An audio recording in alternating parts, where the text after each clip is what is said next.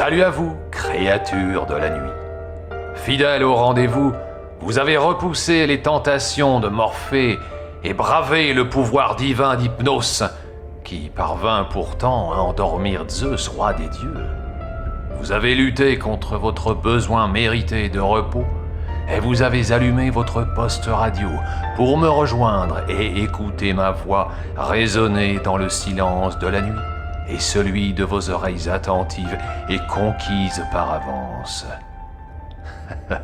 Je vous en suis immodestement reconnaissant. Pardonnons à ceux qui, abrutis par la médiocrité télévisuelle, cuvent au plus profond d'un sommeil sans rêve, leurs choix culturels inconséquents. Ne perdons pas espoir de les amener jusqu'à nous pour grossir sans cesse les rangs de ceux qui n'ont pas renoncé à leur imagination. Ce soir, je vous propose la lecture d'une histoire inquiétante et pathétique. Soyez clément, j'en suis l'auteur. Je souhaite de tout cœur qu'elle vous plaira. Maintenant, fermez les yeux, détendez-vous et écoutez.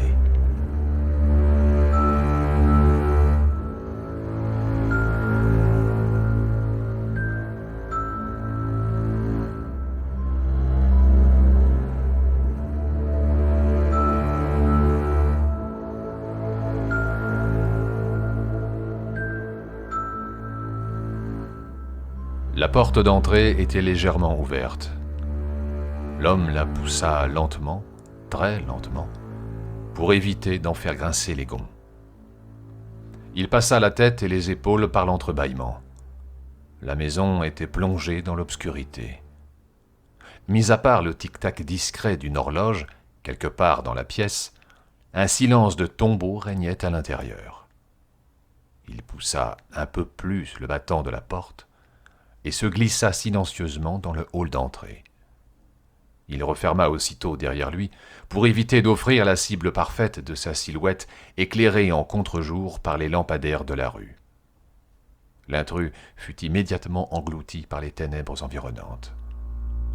Il avança prudemment, les bras tendus devant lui pour repérer à temps d'éventuels obstacles.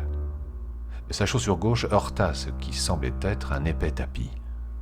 Le tissu amortirait le bruit de ses pas. L'homme s'en réjouit intérieurement.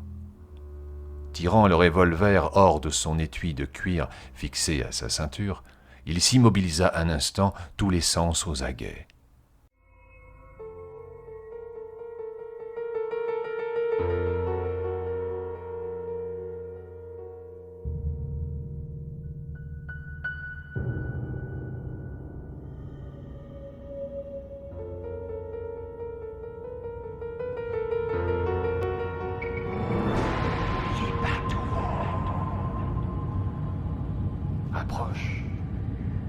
Approche et écoute cette histoire.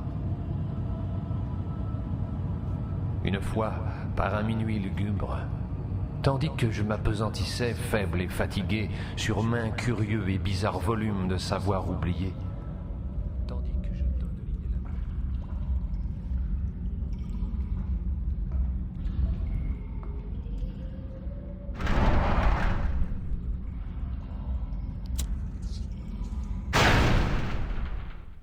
C'était fini. Splendide, étincelant, superbe. Luisant sur la cité comme la faux sur l'herbe. Large acier dont le jour faisait une clarté, ayant je ne sais quoi dans sa tranquillité, de l'éblouissement du triangle mystique. Chaud aimable, danse, danse les paladins, les maigres paladins du diable, les squelettes de Saladin.